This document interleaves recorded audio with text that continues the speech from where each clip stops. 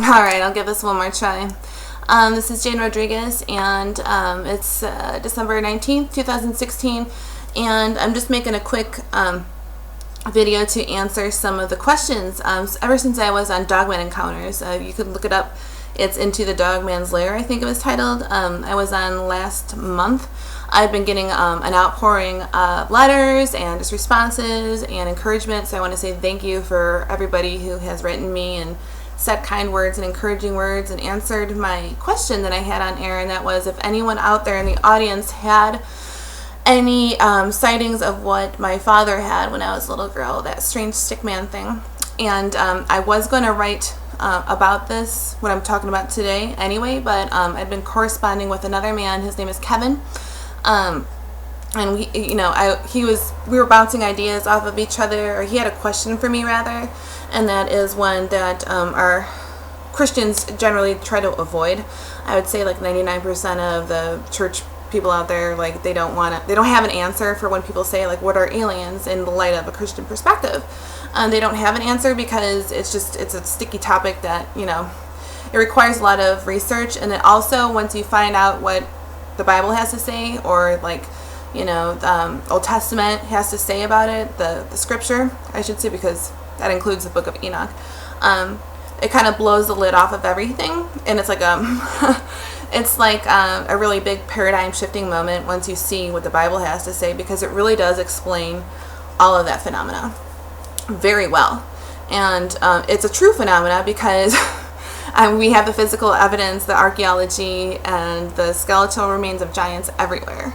And the archaeology, Pumapunku, or I think if I'm even pronouncing that right, and Peru and everything, like where you see it on Ancient Aliens, which is BS. The Ancient Aliens is not what it is. It's ancient and angelic principalities, more like. Yeah. So like all of that is evident, but that's a whole other ball of wax. What the question was did I have any experiences before going up there or after?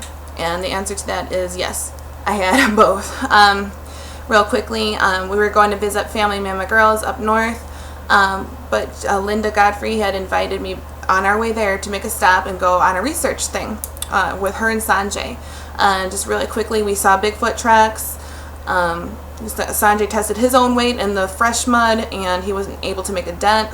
And it hadn't rained in a couple of days, so the weight comparison was clear. It was a Bigfoot, and then there were big canid tracks too. And then later on in the investigation, we actually did see out of the corner of our eye, Linda and I, a reddish brown Bigfoot kind of thing, like go like that, dip down behind some cattails. I mean, I am assuming it's a Bigfoot because it was huge, and we just saw it out of our peripheral vision.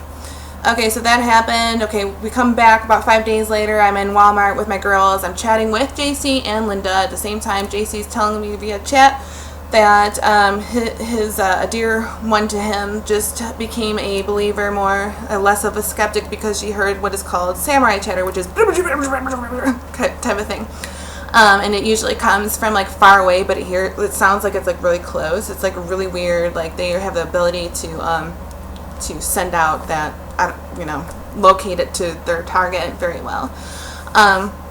So he was saying that happened, and we were just talking, and about an hour, half an hour later, me and the girls are packing up into the car. Mind you, the girls had no idea what I was talking about, and all of a sudden, as I'm about to shut the door, my eldest daughter is like, "Oh my gosh, Mom, did you hear that?" I'm like, "Hear what?" She's like, "I just heard somebody speaking some language. I don't know what it is." I'm like, "Well, okay, what is it? What did it sound like?" She's like, so basically the same thing I had just been talking about. Yet my daughters had no idea what I was saying because they were busy looking at toys, and I had my phone up here and I wasn't talking out loud about what I was saying. So that was really, really weird. That was unsettling. I didn't necessarily like that. And this happened about a couple of weeks before I even went up to Minnesota. Okay, so then a couple weeks after that, I hear hundreds of loud wood knocks right outside my window, and I mean loud. And they were evenly spaced like that. and they were so loud. They were just maybe a hair shy of a gunshot loud, you know. And that was so scary that I like willed myself to sleep, and I finally did go to sleep, and it started raining, I remember, and I wake up at 3:30 because what woke me up was really, really loud. I don't want to knock the camera down, but really loud. And I did, sure enough, hear footsteps too. I did not, like I said, I did not want to look out the window. I really just didn't want to see something that would frighten me or, you know, make me pee my pants or whatever.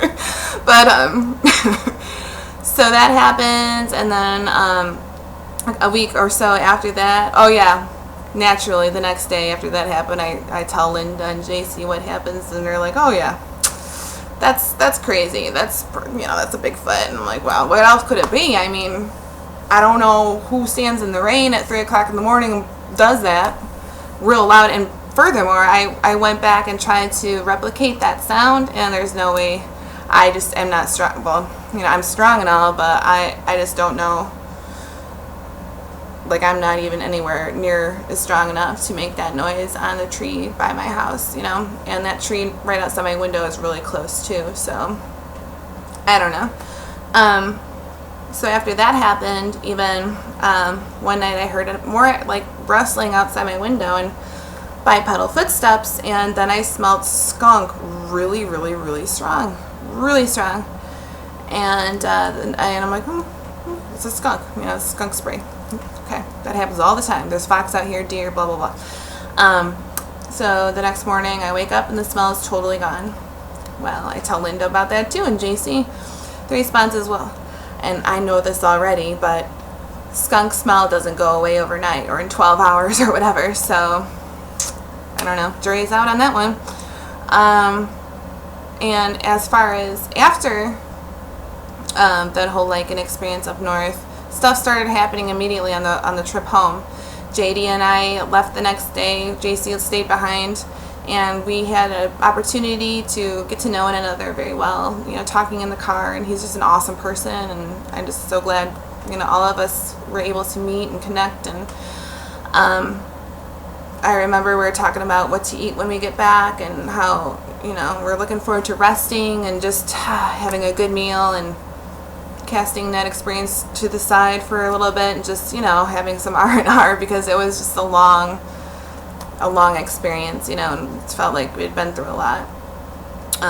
Me anyway, you know, he's tougher than I am, but so like, okay, so we get back, and it's at JC's place, and he needs the key to get in, and he's looking in the spot in the garage and he can't find it.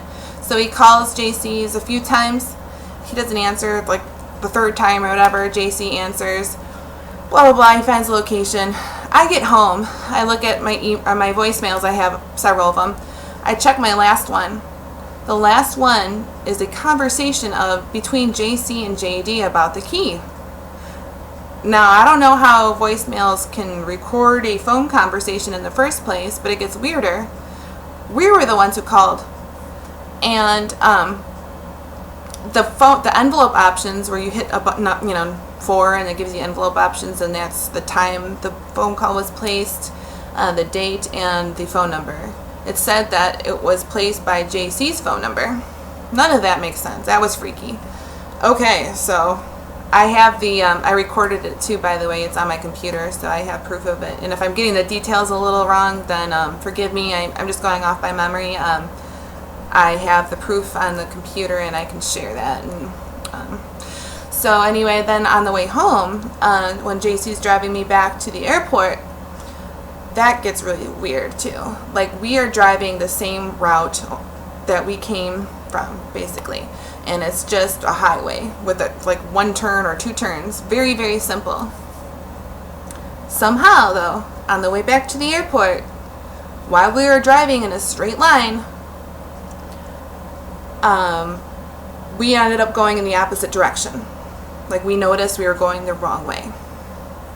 I don't know how that happens. That shouldn't be able to, that shouldn't happen. That doesn't make any sense. And it was startling. We didn't like that, you know. So then I start thinking, oh my God, like, is it safe to go on a plane? But yeah, so those were the things that happened pretty much immediately. There was a few more things that happened here at home afterwards, and very recently too, and that's a whole other ball of wax. I'll get into that later. But I just want to say thank you to everyone and Merry Christmas. Thank you for your emails. Thank you for your support. Thank you for sharing your experiences. I will make more videos and I will describe the experiences that other people have that wanted to share. And then we can compare notes and stuff. I just wanted to give a quick little missive here and say Merry Christmas and answer a few questions while I'm at it. So I hope you guys have a Merry Christmas and God bless you. Bye.